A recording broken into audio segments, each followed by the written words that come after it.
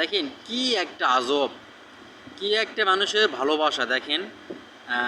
জিয়াউর রহমান, এরপর হচ্ছে খালেদা জিয়া, তাদের প্রতি মানুষের একটা ভালোবাসা শ্রদ্ধা দেখেন, তার প্রমাণ সেটাই, যেটা হচ্ছে যে সবাই কিন্তু খালেদা জিয়াক মুরব্বী হিসেবে মানত, সবাই দল দল মত নির্বিশেষে সবাই তাকে মুরব্বী হিসেবে মানত। দেখেন তার জানা যায়, তার মৃত্যুর খবর শুনে সবাই কিন্তু আবেগে আপ্লুত হয়েছে। কিন্তু দেখেন,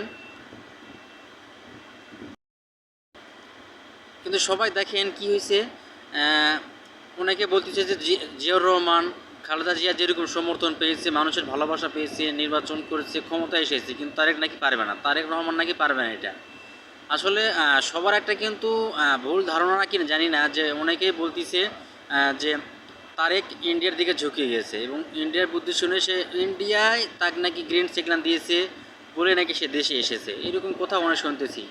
জানি না আসলে কি, কিন্তু আসলে আমার কথা হলো কি, তারেক জিয়া যদি তার বাবা মার মতো থাকতে পারে তাহলে সে অবশ্যই প্রধানমন্ত্রী হবে।